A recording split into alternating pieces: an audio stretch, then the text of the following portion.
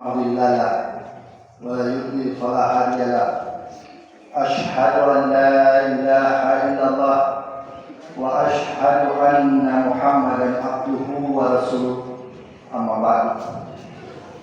Jemaah subuh yang insya Allah rahmati, yang saya muliakan, bapak-bapak dan ibu-ibu, orang tua saya yang mohon maaf, saya di atas ini bukan untuk mengajari, tapi saya ingin menyampaikan dan menasihati untuk diri saya sendiri dan keluarga saya, yang mana saya ingin mengutip atas perintah Allah untuk kita berpuasa pada saat hari ini, yaitu di Al-Quran surat Al-Baqarah ayat 103 yang terakhirnya berbunyi la'allakum tattaqun. Jadi agar kita menjadi orang bertakwa, dan panggilan pertama yaitu ya ayyuhalladzina amanu, yaitu dipanggil orang yang beriman. Jadi orang yang beriman yang Allah panggil, dan orang-orang yang beriman akan merasa hatinya karena takwa itu di sini di hati. Nabi pernah ditanya takwa itu di mana? Takwa Nabi menunjukkan di hati dan kolbu. Takwa 3 kali, tidak ada. Jadi kalau kita merasa orang-orang beriman dan kita bisa mengukur diri kita nanti, kita tidak usah mengukur orang lain. Mari dalam bulan Ramadan ini kita ukur diri kita, kita introspeksi diri kita. Jangan sibuk mengurusi orang lain. Orang punya diri, dia sholat, dia tidak sholat. Tapi kalau kita untuk menasihati, mengajak untuk kebaikan, mari kita ajak. Tapi untuk menasihati atau keburukannya atau menceritakan keburukannya dan tolong.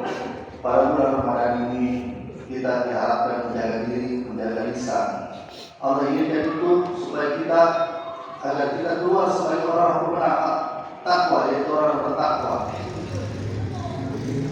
Saya akan menjabarkan takwa ini karena takwa pada zaman sekarang ini seperti mutiara yang hitam. Takwa ini sebenarnya yang membawa kesuksesan kita di dunia akhirat abadi, kekal abadi. Kita sangat senang anak-anak kita biasa meraih kesuksesan dengan mendapat gelar apabila di sekolahnya dia lulus, dia mendapat nilai yang baik, dia lulus dengan gelar sarjana yang berengge-rengge dari A sampai Z, dia punya gelar. Tapi kita jarang memperhatikan apakah anak kita ini sudah mendapat gelar, ciri-ciri orang yang bertakwa.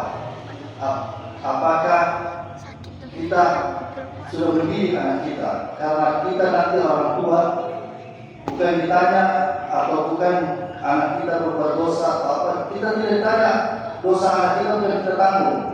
Tidak akan pernah kita tanggung dosa siapa-siapa, suami kita atau anak kita, tidak.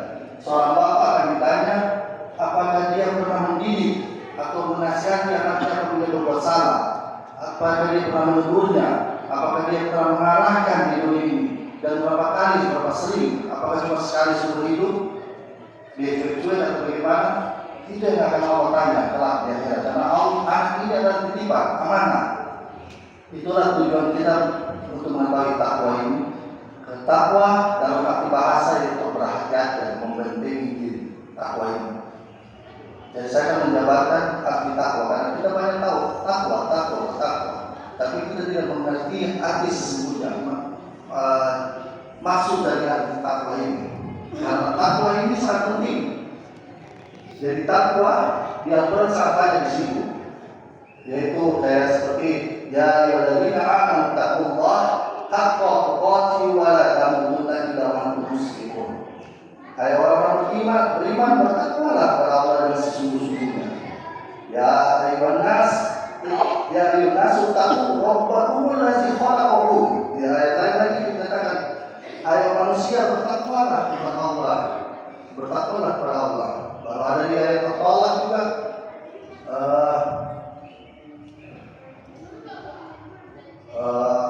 barang siapa yang bertakwa kepada Allah, Allah akan berikan jalan keluar baginya.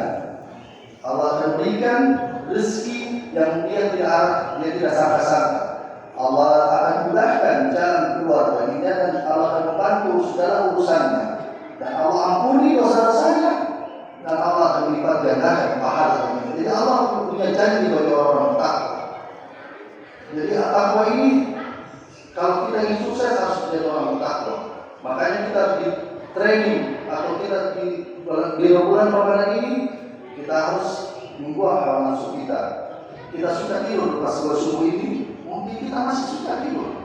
Tapi Allah panggil kembali sholat berjamaah untuk mendirikan sholat subuh. Kalau kita punya hawa nafsu masih kita suka tidur. Makanya di setiap azan dicantumkan atau di komandan azan itu yaitu as-sholatu khairun minan naum. Bahwa sholat itu lebih baik daripada tidur. Jangan kita balik, tidur itu lebih baik dari sholat. Kalau orang bertakwa, dia akan melaksanakan perintah-perintah Allah itu mudah baginya. Puasa, apalagi sahur yang biasa kita tidak bangun jam 3 subuh, kita sudah mulai prepare untuk puasa atau untuk sahur, karena di dalam sahur itu ada rahmat Allah, ada kenikmatan yang Allah berikan apabila kita bersahur. Lain kalau kita bersahur tengah malam, itu lain. Karena perintah Nabi yaitu dalam sahur kita harus mengakhirkan sebelum azan.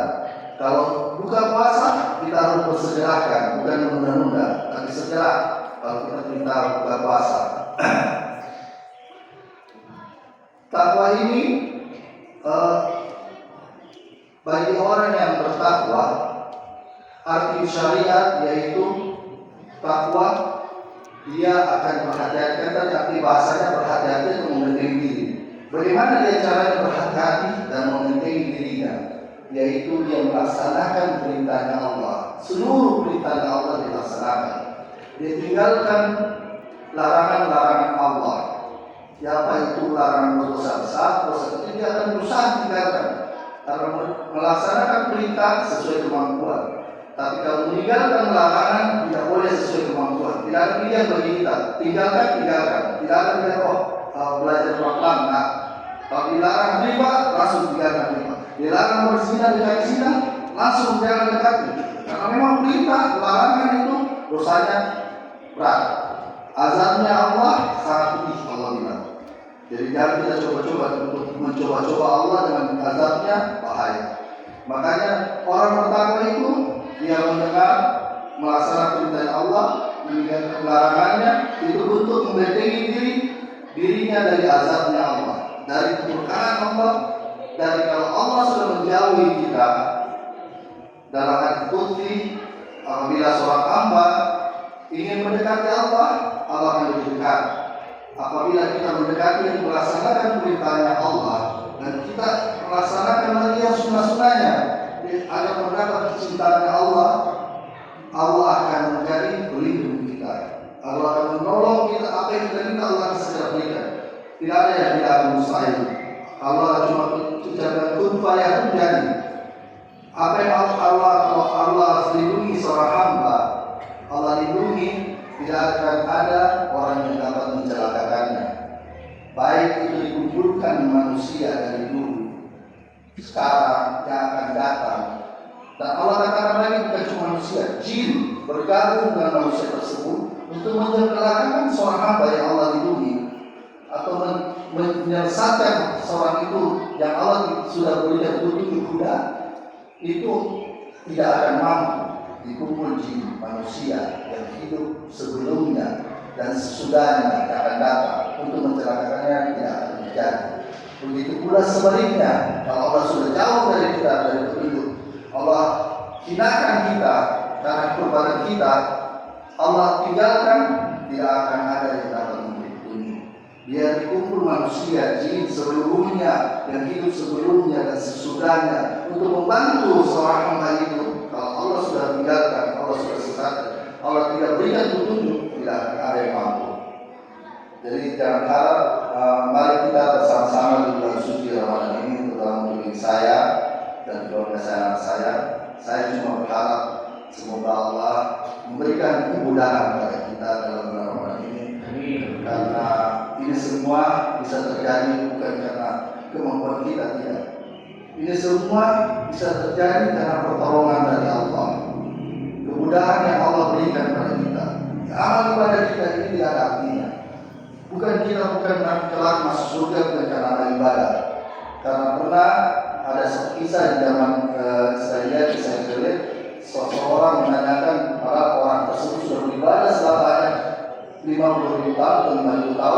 Dan dia bertanya, apa sudah cukup saya masuk surga gara-gara amal ibadah saya ini? Allah katakan belum cukup. Sampai seorang anak pun, seorang anak yang menggendong ibunya dari daerah Yaman sana sampai ke Mekah, digendong untuk berhaji, dan dia menanyakan ke sahabat, apakah sudah cukup amal saya untuk membalas jasa orang tua saya yang saya gendong untuk berhaji? Sahabat mengatakan belum, cuma nanti orang tua sebenarnya nanti orang tua ingin saja belum membayar. Itu untuk balas ke orang tua, apalagi balas jasa dengan ibadah kita kepada Allah tidak ada artinya. Karena satu nikmat yang Allah berikan seperti contohnya kuku, siapa mau di sini dikasih 100 juta dicabut dari kuku, atau 10 juta dicabut dari kuku, siapa mau? Ada yang mau? Tidak ada yang mau. 10 juta satu kuku, berapa kuku terkait ini?